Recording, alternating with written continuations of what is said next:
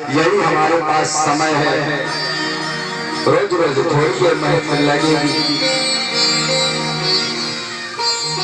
आप लोगों के लिए ही ये महफिल लगाई गई है। आप लोगों के यहाँ दुर्लभ है, तो फिर मतलब क्या है ऐसी महफिल लगाने से।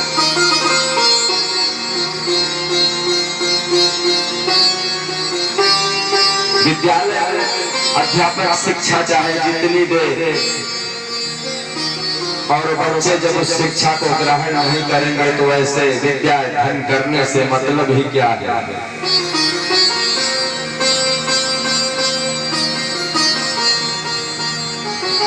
भगवान का ध्यान करिए कि ध्यान मूलम गुरु मूर्ति, पूजा मूलम गुरु पदम, मंत्र मूलम गुरोर्वाक्यम, मोक्ष मूलम गुरु कृपा।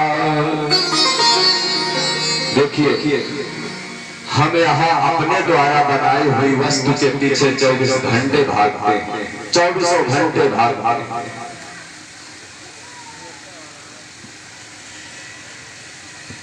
हम भगवान की पूजा करते हैं, लेकिन किस भगवान की पूजा करते हैं जो हम ही लोगों ने बनाया है। भगवान भूत भावन भोलेनाथ की मूर्ति है, किसने बनाया है भैया? हम ही आप जैसे चित्रकार ने बनाया है भैया। आचार्य जी बड़ी बड़ी तस्वीर, अच्छी अच्छी तस्वीर बनी है, भगवान श्री गणेश जी की मूर्ति बनी है, लेकिन किसने बनाया है? हम ही आप लोगों ने बनाया है। विचार करिए, लेकिन हमें किसने बनाया है? बोलो भैया, हमें किसने बनाया है? हमें ईश्वर ने बनाया है। और ईश्वर को जानने के लिए हमें क्या चाहिए? हमें गुरु का सानिध्य चाहिए। जब तक हम अपने जीवन में गुरु को नहीं बनाएंगे, जब तक हम अपने जीवन में ऐसे कथा पांडाल में नहीं जाएंगे, जब तक सत्संग नहीं करेंगे, तब तक कुछ भी नहीं हमें प्राप्त होगा।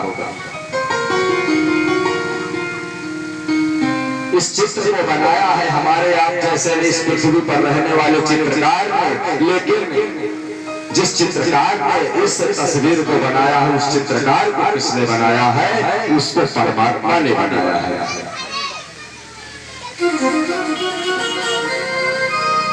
तो हमें चाहिए कि उस परमात्मा के बनाई हुई शरीर को हम अपना गुरु बना लें और उसका निरंतर ध्यान करें, जिसके द्वारा हम अपने प्राणों में मंत्र फुकवा लिए हैं, उसका ध्यान करें हम कि हमारा गुरु कैसे है।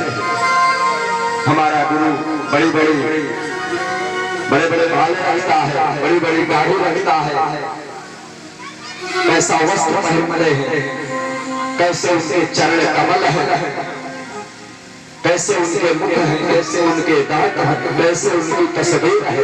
जहां भी संकट पड़े हमें गुरु का स्मरण करना चाहिए कि ध्यान मूलम गुरु मूर्ति, भगवान के बनाए हुए गुरु का हमें स्मरण करना चाहिए कि हमारे गुरु का चित्र कैसे है। पूजा मूलम गुरु कदम, हम अपने माँ बाप के पैर छूने में शर्माते हैं। सच्चे गुरु तो सबसे नंबर 1 के गुरु वही है, माता पिता है। कहीं भी हम ना जाए, किसी भी तीर्थ में ना जाए, किसी भी यात्रा में ना जाए, कहीं ना जाए, केवल अपने माँ बाप के चरणों में दिन रात पड़े रहे, उनकी सेवा करते रहे, वही हमारे लिए सबसे परम तीर्थ है। जीवन घमंडों से पीटते हैं और अंत में जब मृत्यु को प्राप्त हो जाते हैं तो पंगत में हम रसगुल्ले बंटवाते हैं। खाने के लिए तो भूख को मार डाले, और जब मृत्यु को प्राप्त हो गए तो पंगत में रसगुल्ले बंटवाए रहे हैं। ऐसे रसगुल्ले बंटवाने से कोई मतलब नहीं है। खाने वाले संसार है, अच्छाई चाहे जितनी करो पर अच्छाई को कोई कहता है। लेकिन बुराई थोड़ी सी भी हो जाए, गड़बड़ी थोड़ी सी हो जाए, जहां भी पहुंचोगे वहीं सुनने को प्राप्त होगा। कोई ये कहने को तैयार नहीं होगा कि इस कालू लाल का पुरवा ने हमारे जितेंद्र चाचा जी के माध्यम से, मुनु भैया के माध्यम से, उनके छोटे भाई मनीला के माध्यम से, इस पूरे गांव वासियों के माध्यम से आज पंडाल लगा है, अच्छा हो रहा है। कोई कहने को तैयार नहीं होगा, लेकिन थोड़ा सा गड़बड़ हो गया तो बहुत दूर तक खबर पहुंच जाएगी, वहां ऐसे हुआ था भैया, ऐसे कांड हो गए। ध्यान मूलम गुरोर्मूर्ति पूजा मूलम गुरोर। अपने गुरु का ध्यान करना चाहिए कि हमारे गुरु के कमलों चरण कैसे हैं, कितने सुकोमल हैं। मंत्र मूलम गुरोर्वाक्यम। मंत्र कौन सा है? जो मंत्र भगवान का राम नाम रूपी जो भी मंत्र कान में दे दिए हो, वही मंत्र आपके लिए ब्रह्मास्त्र है। 24 घंटा यदि उस मंत्र को जपते रहेगा तो कभी भी संकट की घड़ी नहीं आएगी। अब जब ऐसा करोगे तो मोक्ष मूलम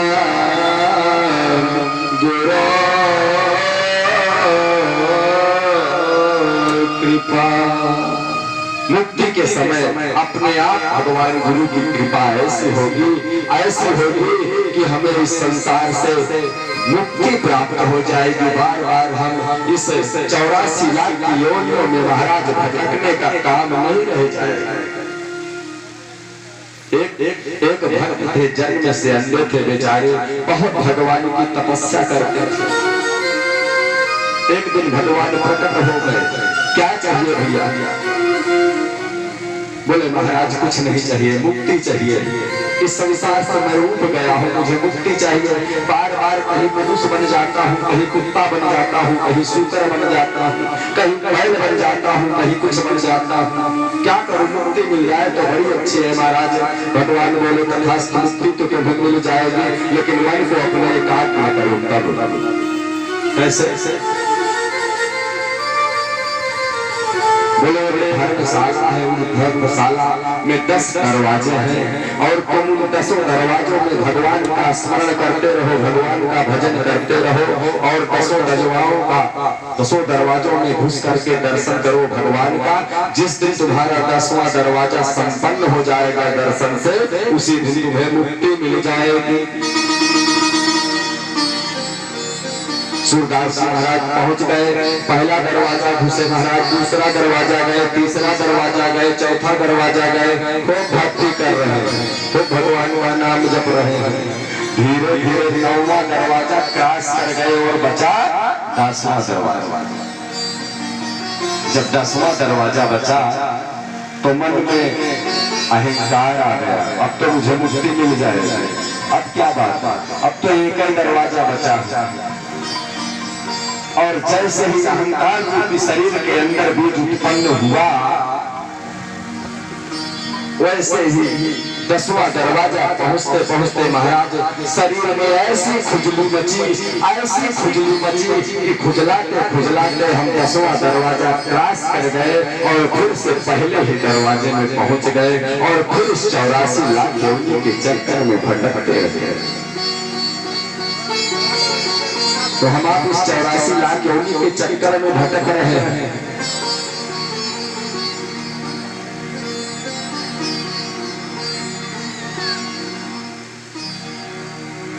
इसलिए भगवान के शरण में समय से हर चीज का एक निश्चित टाइम होना चाहिए। हम समय को नहीं पकड़ पाएंगे तो कुछ भी नहीं हो पाएगा। समय बहुत बलवान होता है, मानव बलवान नहीं होता है।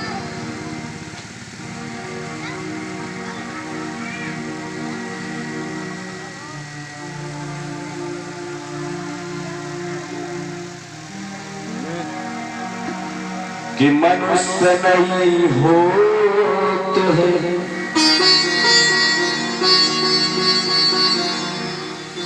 समय होत बलवान,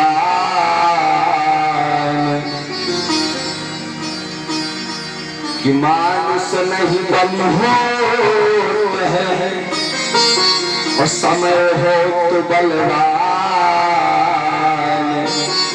कैसे खिलन लूटी गोपिका वही अर्जुन वही बाण, वही अर्जुन वही बाण। जो सब गांडीव धनुष को लेकर के अर्जुन इतने धनुर्धारी कर्ण जैसे, द्रोणाचार्य जैसे, भीष्म पितामह जैसे को परास्त कर दिया, वही आज जंगल में चले जा रहे हैं और भीलों ने लूट लिया, कुछ कर नहीं पाए। आज उनका कोई ना गांडीव काम कर रहा है, न कोई बल काम कर रहा है, न कोई पौरुष काम कर रहा है। क्यों? क्योंकि वो समय कुछ और था और वो समय कुछ और। 4 दिन की चांदनी फिर अंधेरी रात, ये 4 दिन का जो मेला लगा है, इसके अलावा फिर बड़ा होगा तो साल भर बाद मिल पाएगा।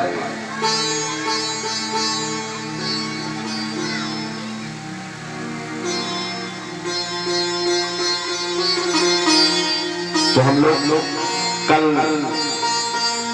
आज तृतीय दिवस की कथा है, 2 दिन कथा हुई, लेकिन कथा कुछ हो नहीं पाई क्योंकि पहले दिन लेट हुआ, दूसरे दिन भगवान आ गए।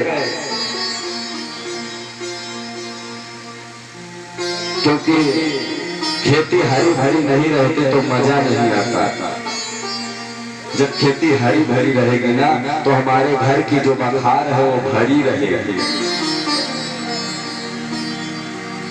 एक निर्गुण है, एक लाइन के भजन है केवल। जैसे 15 अगस्त और 26 जनवरी आती है तो हमारे पिताजी जो है साहित्य रत्न से किए थे, तो हमेशा हम लोगों को गीत बना करके देते थे, बोलते थे कि इसी को ले जा करके, और गाना हम लोग पुस्तक का गाना नहीं गाते थे। तो हमें केवल एक लाइन की भजन आ रही है कि जैसे खेती होती है और 26 जनवरी का महीना जब आता है भैया, तो खेती खूब हरी भरी हो जाती है ना मुन्ना, गेहूं की खेती।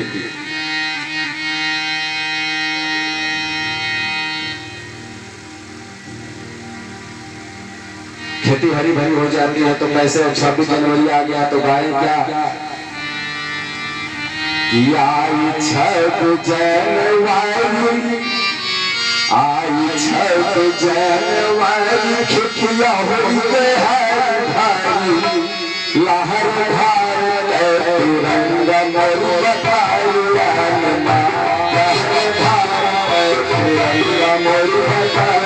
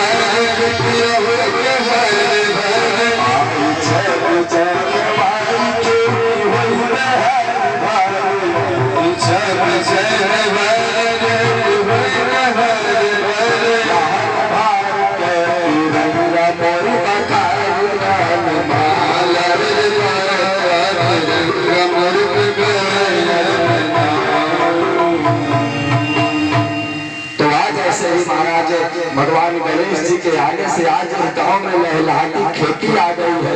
भगवान भी कितनी जल वर्षा कर रहे हैं, सबको छुट्टी दे रहे हैं, भैया धान की सिंचाई से सब जने छुट्टी हो जाओ, हमारे दरबार में आके प्रविष्ट हो।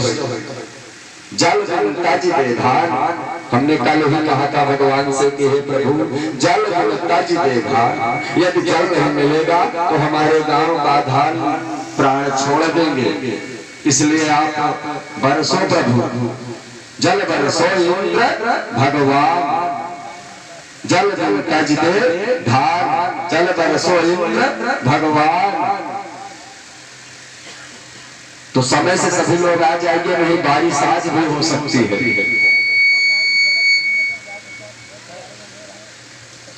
प्रसंग छूटा था वहां से, कहां से कि कोई तन दुखी, कोई मन दुखी, कोई धन बिन रहत उदास।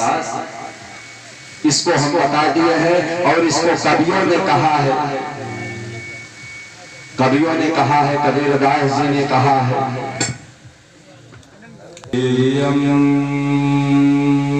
सदा परिवहन नव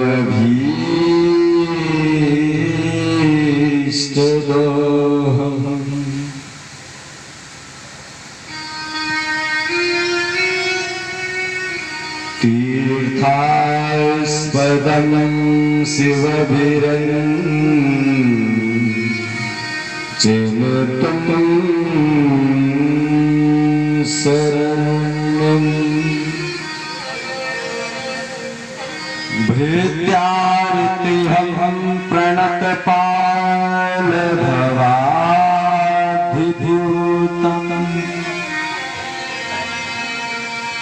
वन्दे महापुरुष ते चरणा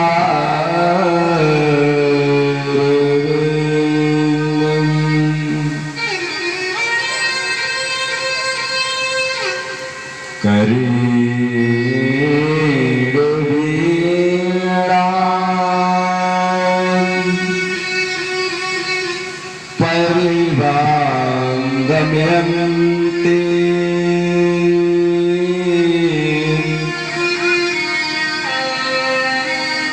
तथा जपन्ति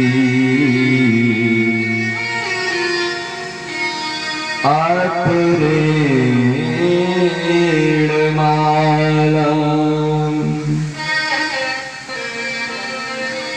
मराल पृष्ठा सरसन्विष्टा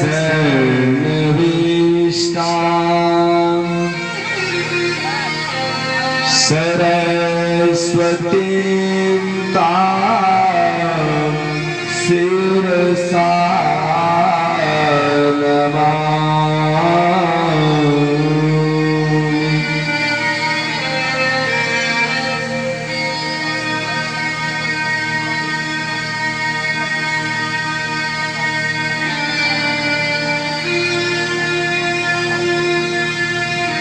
कि जब जग होही,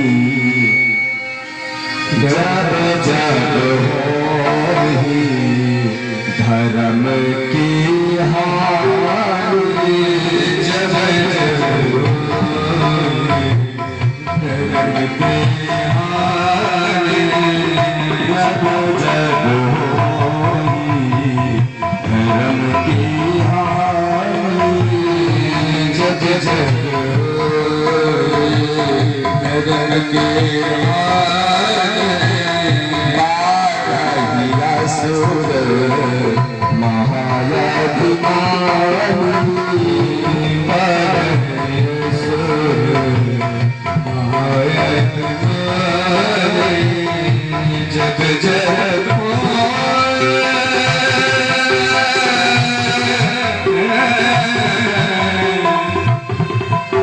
जब जग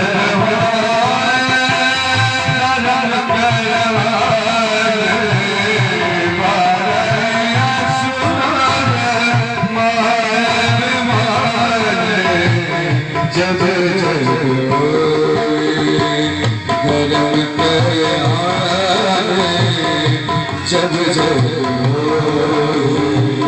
धर्म के आने, बाढ़ असुर